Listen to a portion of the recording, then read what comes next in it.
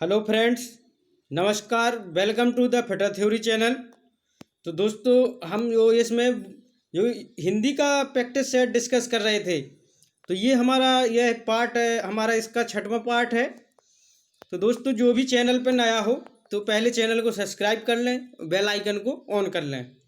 तो हमारा ये जैसे पहला क्वेश्चन दिया गया है इसमें कि सामान्यतः शब्द के कितने प्रकार होते हैं। तो जो हमारा शब्द होता है फ्रेंड्स, सामान्यतः कितने प्रकार के होते हैं। तो ये हमारे सामान्यतः 2 प्रकार के होते हैं। कौन कौन से होते हैं? सामान्यतः 2 प्रकार के, या इसी को हम शब्द के 2 अंग होते हैं, उसको हम उद्देश्य व विधेय बोलते हैं। क्या बोलते हैं? उद्देश्य व विधेय। तो हमारे कितने के होते हैं? ये 2 प्रकार के होते हैं। नेक्स्ट क्वेश्चन है, बताना है कि बनावट के आधार पर शब्दों के कितने भेद होते हैं। तो जो हमारे बनावट के आधार पर होते हैं ये फ्रेंड्स हमारे 3 प्रकार के होते हैं। तो हमारे ये कितने प्रकार के होते हैं? 3 प्रकार के होते हैं। तो हमारा ऑप्शन नंबर इसका ए राइट हो जाएगा। नेक्स्ट क्वेश्चन है, बताना उत्पत्ति के आधार पर शब्दों के भेद नहीं होते हैं। तो जो हमारा उत्पत्ति के आधार पर शब्द के भेद कौन से नहीं होते हैं, तो हमें इसमें तत्सम, तद्भव, देशज, विदेशज, ये हमारे जो शब्द दिए गए हैं ये हमारे उत्पत्ति के आधार पर होते हैं। जो हमारा संज्ञा दिया गया है ये हमारा उत्पत्ति के आधार पर नहीं होता है। तो ऑप्शन सी हमारा राइट हो जाएगा। नेक्स्ट क्वेश्चन है फ्रेंड्स कि आगत शब्द से संबंधित कौन सा होता है। तो जो हमारे आगत शब्द कौन से हैं? तो जो हमारे विदेशी शब्द होते हैं फ्रेंड्स वो हमारे आगत शब्द कहलाते हैं। कौन से? जो विदेशी शब्द होते हैं वो आगत शब्द कहलाते हैं। ऑप्शन नंबर ए इसका राइट हो जाएगा। नेक्स्ट क्वेश्चन है फ्रेंड्स, शब्दांश कितने प्रकार के होते हैं। जो हमारे शब्दांश होते हैं ये कितने प्रकार के होते हैं? तो शब्दांश हमारे 2 प्रकार के होते हैं। शब्दांश हमारे 2 प्रकार के, ऑप्शन बी राइट हो जाएगा। नेक्स्ट क्वेश्चन है, बताना है कि रचना के आधार पर ऋण शब्द नहीं है।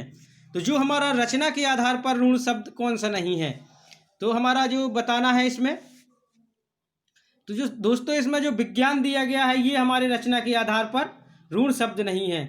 और जो हमारा दिन है, आँख है और घोड़ा, ये हमारे ऋण शब्द है रचना के आधार पर। नेक्स्ट क्वेश्चन, योग ऋण शब्दों की पहचान करें। तो इसमें से हमें बताना है योग ऋण शब्द कौन सा हो जाएगा। तो ये हमारा पीताम्बर कौन सा हो जाएगा? एक ऋण शब्द है। एक पीताम्बर, चक्रपाणी और कमल के सभी पर्यायवाची जितने भी बहुब्रीहि समास के उदाहरण होते हैं वो योग ऋण शब्द हैं। नेक्स्ट क्वेश्चन, बताना विकल्पों में दिए हुए शब्दों में किस शब्द का तद्भवीकरण नहीं हुआ है। तो जो हमारा तद्भवीकरण होता है ये कौन से शब्द का नहीं हुआ है, तो ये आपको बताना है।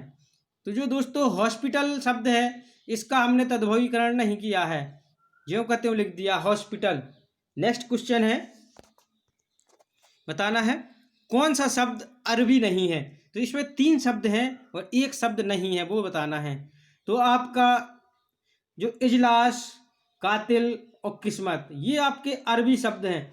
अरबी शब्द की एक और पहचान होती है, तो जो हमारा शब्द लिखा रहता है उसके नीचे पॉइंट लगा रहता है। क्या लगा रहता है? पॉइंट लगा रहता है। तो हमारा इसका जो अरबी शब्द नहीं है तो ये हमारा ऑप्शन नंबर डी राइट हो जाएगा। जो कमीना शब्द है ये हमारा अरबी शब्द नहीं है। नेक्स्ट क्वेश्चन है फ्रेंड्स, बताना है कि कौन सा शब्द फारसी नहीं है।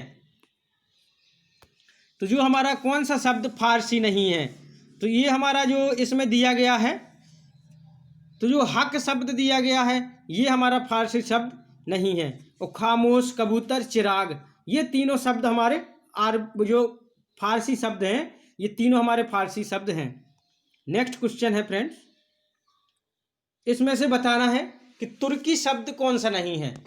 तो जो हमारा तुर्की शब्द कौन सा नहीं है, तो इसमें जो हमारा दिया गया है कालीन, चकमक और आमदानी, ये तीनों शब्द तो हमारे तुर्की शब्द हैं। लेकिन जो अजब दिया गया है, अजब शब्द क्या है? ये हमारा तुर्की शब्द नहीं है। ऑप्शन डी इसका राइट हो जाएगा। नेक्स्ट क्वेश्चन है, शब्द शक्ति के प्रकार नहीं है। तो जो हमारा शब्द शक्ति का प्रकार नहीं है तो कौन सा नहीं है? तत्सम हमारा क्या है? शब्द शक्ति का प्रकार नहीं है। नेक्स्ट क्वेश्चन है, चार विकारी शब्दों से संबंधित भेद नहीं है। तो जो हमारा ऑप्शन नंबर डी में दिया गया है, जो समुच्चय बोधक है, ये हमारा विकारी शब्द से संबंधित भेद नहीं है। तो ऑप्शन डी हो जाएगा हमारा राइट आंसर। नेक्स्ट क्वेश्चन है, जिन शब्दों से कोई बदलाव नहीं आता है वह शब्द कौन से होते हैं? तो जो हमने कल बताया था, जो जिन शब्दों से कोई बदलाव नहीं होता है वो अविकारी शब्द होते हैं। नेक्स्ट क्वेश्चन बताना है, निम्नलिखित में पुनरुक्त या द्विरुक्त शब्द कौन सा है? तो हमारा इसमें कौन सा आंसर राइट हो जाएगा? तो जो हमारा साथ साथ दिया गया है ये हमारा पुनरुक्त शब्द है, साथ साथ। तो पुनरुक्त का मतलब जिसकी दो बार आवृत्ति हो, जैसे हम लिख दें पास पास, क्या लिख दें? पास पास, या दूर दूर। तो ये हमारे कौन से शब्द हैं? पुनरुक्त शब्द हैं। ऑप्शन सी राइट हो जाएगा। नेक्स्ट क्वेश्चन बताना है कि अर्जुन ने कर्ण को मारा। अर्जुन ने कर्ण को मारा में उद्देश्य की पहचान करो। तो इसमें हमारा देखो, वाक्य के दो अंग होते हैं, एक उद्देश्य होता है, एक विधेय होता है। तो आप में इसको बताना है इसमें उद्देश्य क्या है। तो जो हमारा क्वेश्चन नंबर 136 में अर्जुन हमारा उद्देश्य हो जाएगा। क्या हो जाएगा? अर्जुन उद्देश्य हो जाएगा। ऑप्शन सी राइट है। नेक्स्ट क्वेश्चन, मैंने उसे पीटा, इस वाक्य में विधेय की पहचान करें। तो इसमें हमारा जो उसे पीटा, ऑप्शन नंबर सी इसका राइट हो जाएगा। उसे पीटा क्या है? ये एक विधेय है। नेक्स्ट क्वेश्चन, रचना के आधार पर वाक्य के भेद नहीं है। तो हमने बताया था कि रचना के आधार पर वाक्य के तीन भेद होते हैं, साधारण वाक्य, संयुक्त वाक्य और मिश्रित वाक्य। तो हमारा ऑप्शन नंबर डी बिल्कुल राइट हो जाएगा। नेक्स्ट क्वेश्चन है फ्रेंड्स, बताना वाक्य के कितने अंग होते हैं? तो वाक्य के हमारे दो अंग होते हैं, उद्देश्य और विधेय। तो ये हमारा ऑप्शन नंबर सी में दिया गया है, उद्देश्य व विधेय। नेक्स्ट क्वेश्चन, जिस वाक्य में केवल एक ही उद्देश्य व एक ही विधेय होता है वह कौन सा वाक्य होता है? तो दोस्तों वो हमारा सरल वाक्य होता है, या उसी को हम साधारण वाक्य भी बोलते हैं। तो सरल वाक्य या साधारण वाक्य, ऑप्शन ए इसका राइट हो जाएगा। नेक्स्ट क्वेश्चन है, बताना है कि राकेश पढ़ता है, राकेश पढ़ता है यह कैसा वाक्य है? तो ये राकेश पढ़ता है ये हमारा कैसा वाक्य? साधारण वाक्य हो जाएगा। नेक्स्ट क्वेश्चन है फ्रेंड्स, बताना है संयुक्त वाक्य को पहचानिए। तो जो हमारा संयुक्त वाक्य है उसको पहचाने। तो हमने बताया था संयुक्त वाक्य में अगर और लग जाए तो हमारा वो कैसा हो जाएगा? संयुक्त वाक्य हो जाए। ऑप्शन नंबर डी बिल्कुल राइट हो जाएगा। नेक्स्ट क्वेश्चन, यदि परिश्रम करोगे तो उत्तीर्ण हो जाओगे, किस प्रकार का वाक्य है? अगर यदि तुम परिश्रम करोगे तो उत्तीर्ण हो जाओगे, इसके नियम हमने बता दिए थे कि सरल वाक्य और संयुक्त वाक्य और मिश्रित वाक्य पहचानने के नियम। तो हमारा इसका ऑप्शन नंबर सी राइट हो जाएगा, क्योंकि इसमें यदि दिया गया है और तो भी आ जाए, यदि तो ये हमारा मिश्रित वाक्य हो जाएगा, इसी को हम मिश्र वाक्य बोलते हैं। नेक्स्ट क्वेश्चन है फ्रेंड्स, बताना है आश्रित उपवाक्य कितने प्रकार के होते हैं? जो हमारे आश्रित उपवाक्य होते हैं फ्रेंड्स, हमने पिछले वीडियो में भी बताया और अभी बता रहे हैं कि जो हमारे तीन प्रकार के होते हैं, संज्ञा आश्रित उपवाक्य और विशेषण आश्रित उपवाक्य और क्रिया विशेषण आश्रित उपवाक्य होते हैं। तो हमारे ये कितने प्रकार के होते हैं फ्रेंड्स? तीन प्रकार के होते हैं। नेक्स्ट क्वेश्चन बताना है कि आश्रित उपवाक्य से संबंधित नहीं है। तो हमारा जो संज्ञा और क्रिया विशेषण और विशेषण ये तीनों हमारे आश्रित उपवाक्य से संबंधित हैं। तो ऑप्शन नंबर डी बिल्कुल राइट हो जाएगा।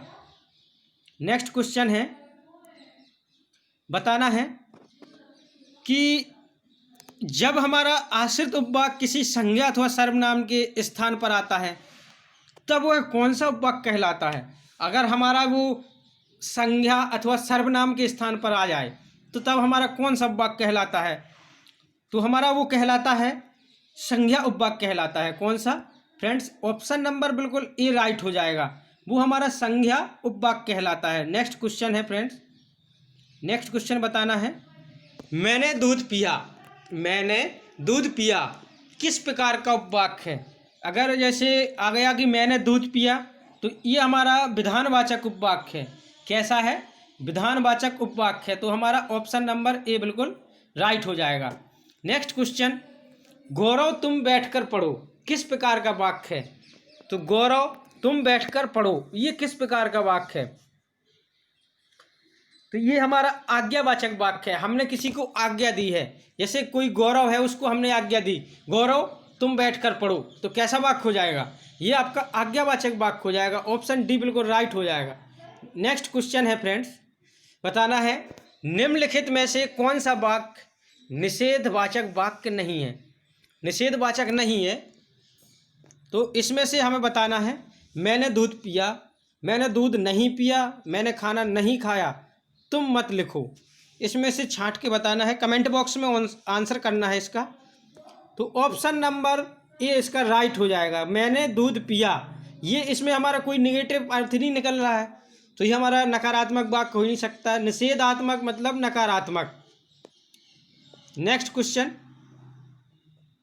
बताना है कि विधानार्थक वाक्य किसे कहते हैं। तो हमारा जो विधानार्थक वाक्य होता है, ये उस वाक्य को कहा जाता है जिस वाक्य में किसी बात का होना पाया जाए। किसी बात का होना पाया जाए तो वो हमारा विधानार्थक वाक्य कहलाता है। ऑप्शन नंबर सी इसका बिल्कुल राइट हो जाएगा। नेक्स्ट क्वेश्चन है, इच्छार्थक वाक्य किसे कहते हैं। ये बिल्कुल ध्यान से पढ़ लेना इसको, ये हर एक एग्जामों में पूछे जाते हैं भैया क्वेश्चन ये दोस्तों। तो बताना इच्छार्थक वाक्य किसे कहते हैं। तो ये हमारा जिस वाक्य से आशीष के भाव का बोध हो, उसको हम इच्छार्थक वाक्य कहते हैं। नेक्स्ट क्वेश्चन है फ्रेंड, अच्छा क्वेश्चन है, अर्थ अनुसार वाक्य के भेद बताना है कि अर्थ के अनुसार वाक्य के कितने भेद होते हैं।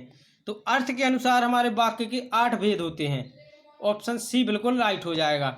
नेक्स्ट क्वेश्चन है कि भगवान तुम्हें लंबी उम्र दे, ये हमारा किस प्रकार का वाक्य है कि भगवान तुम्हें लंबी उम्र दे, ये किस प्रकार का वाक्य है। सॉरी, इसके ऑप्शन नीचे हैं।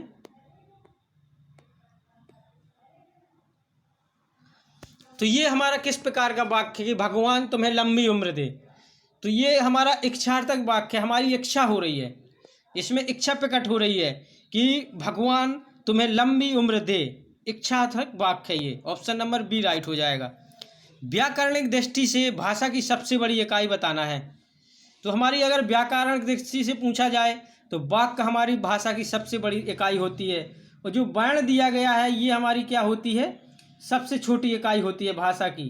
वर्ण भाषा की सबसे छोटी इकाई होती है। नेक्स्ट क्वेश्चन है फ्रेंड्स, इसमें बताना है कि वाक्य में मुख्य आधार या वाक्य की आवश्यकता कौन मानी जाती है। तो जो हमारे वाक्य में आकांक्षा, योग्यता, आसक्ति और पदक्रम, अगर ये तीनों हो, चारों चीज़ें हों, तो वो हमारे वाक्य की आवश्यकताएं मानी जाती हैं। ये इसी का हमारा मुख्य आधार होता है। ऑप्शन ए हमारा बिल्कुल राइट हो जाएगा।